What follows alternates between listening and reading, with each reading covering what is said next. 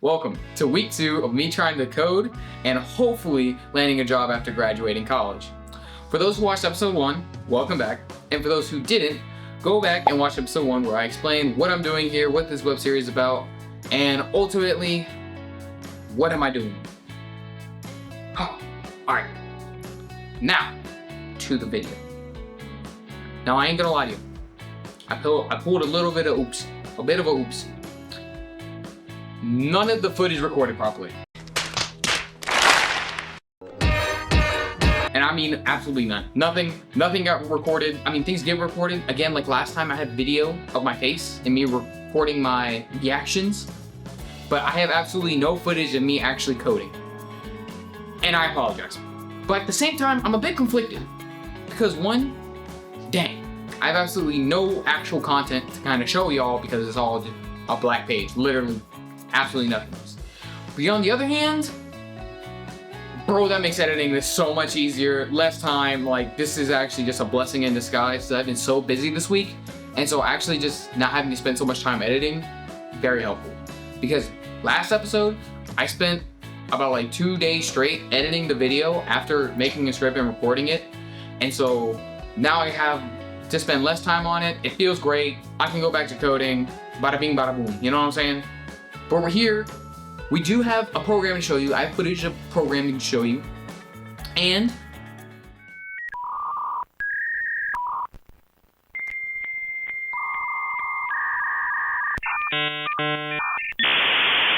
I don't really know. Point is this, we have footage. I'm gonna show you all what it is about. I apologize for not actually recording my stuff. We'll get figured out for next week. But anyway, for this week, I made Breakout. Yeah, I know, you're like, wait, where's the user database login system that you're literally working on and you say you're gonna learn JSON and all that? Well, you know, I considered it, and then I didn't consider it.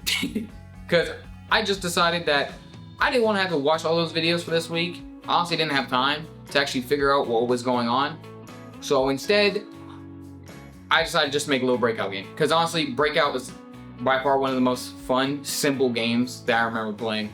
Because it's just simple, you know, you go whoosh whoosh, and you go whoosh, and the ball goes boing, boing, boing, boing, boing. So yeah, I decided to just make Breakout. And here's how it went. So because I can't show you all my incremental progress of building up this project, this is the finished product. As you can see, we have our bouncer paddle, our player bouncer. We have our ball, the bricks to break, a barrier. We also have some buttons on the side that control to restart the game, pause it, and continue it. Now, I'll be fully honest, the pause and continue buttons are just so that I had to track a lot of variables, especially the X and Y coordinates of the ball and the paddle to make sure when they were touching, you know, it bounced, which I'll explain later in the video. So while those don't really serve game functionality, they are good ways for me to kind of debug some things that were going on.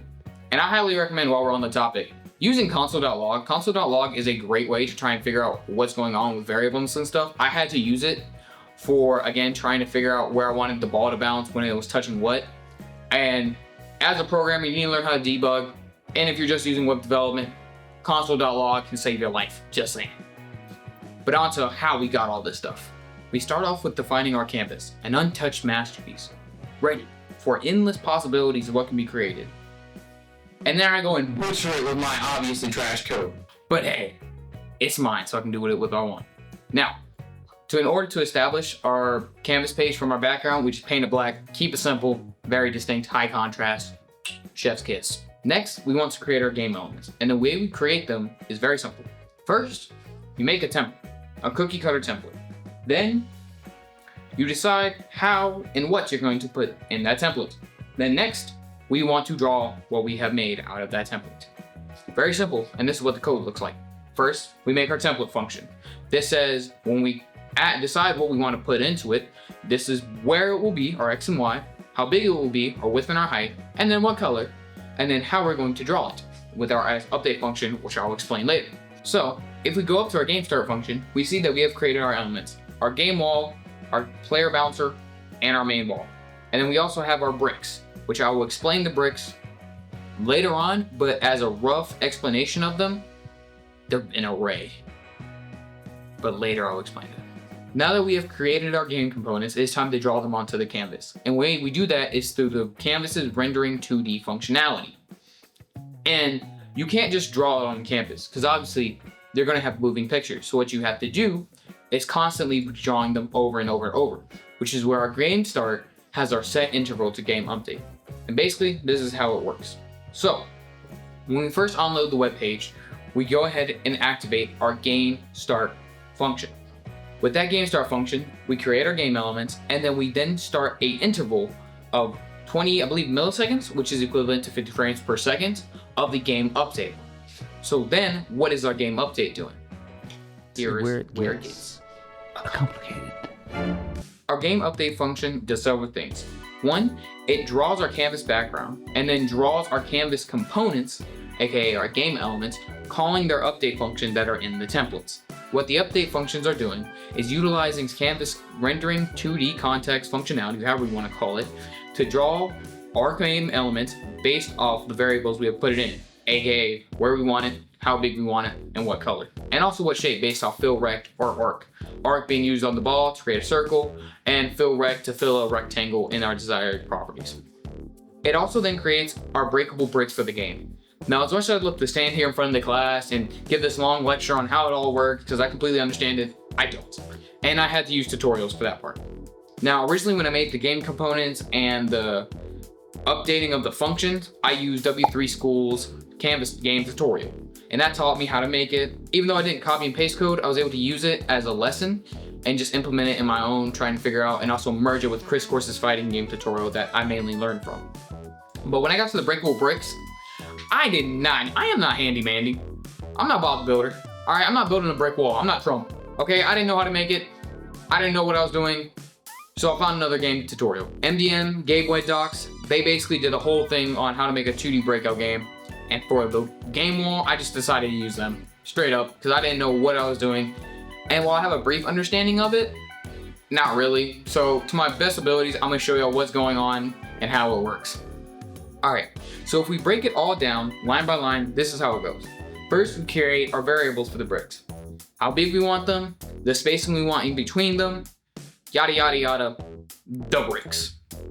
We then establish what I'm guessing is our rows and columns of the bricks through an array. We let bricks of R or C is the columns, bricks of rows, the rows.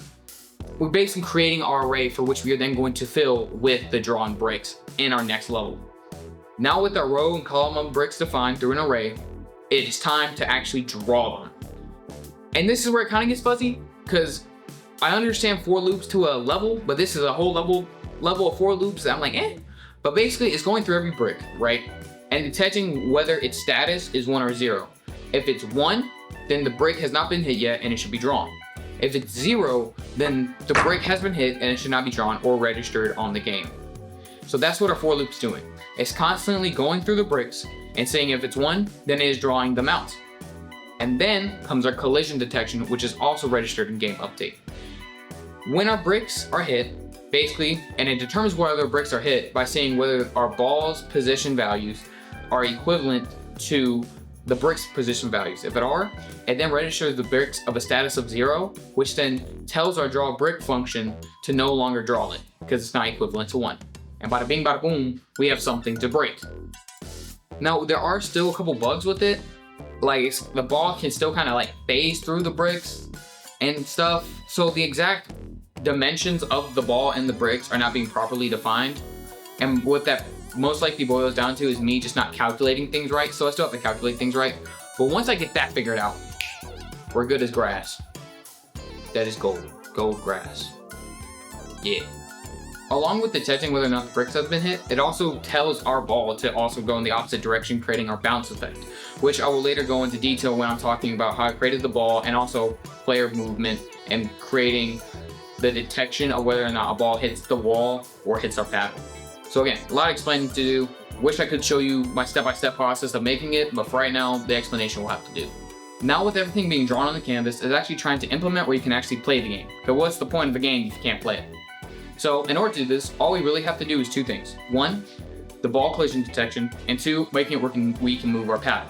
Moving the paddle was honestly the easy part because what I did, I just used the same steps I went through with my fighting game in order of creating event listeners, checking for the key press downs, whether or not it was the last key, and then whether or not if the ball, or whether or not the paddle is touching one of the sidewalls. And that would mean, it stops it from going off the game. So, real explanation. First, check to see if we press the left button.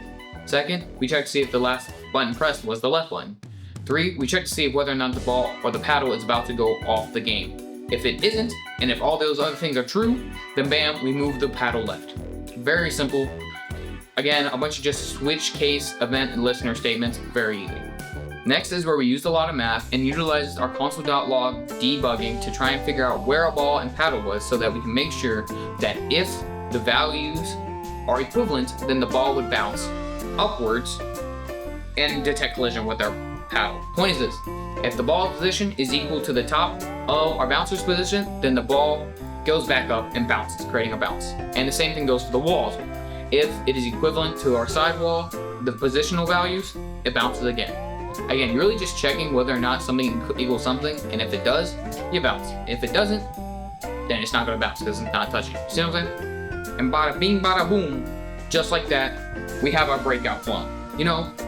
Unpolished, of course, because I wasn't able to code that much and was still learning a lot. But next week, I plan on finishing it and hopefully polishing up to make it actually something fun to play. I'm thinking about power-ups, score, different levels. But hey, right now, we have something functional and glad something that I can at least show y'all for this week. Because this week was really busy. I honestly was debating whether or not to get a video because of me losing all this footage. But I figured, as long as I still have something to show, I have still something to make a video on. And again, for those who haven't watched the first one, go over that video, tons more content. But hopefully next week, I'll be able to show y'all a lot more of my coding and a lot more progress. But I just want to say thank y'all for watching the video. Again, I'm sorry for what happened this week. And I'm going to just try to keep getting better and better, so stick with me. Anyway, thank y'all for watching, and I'll see you next week. Peace.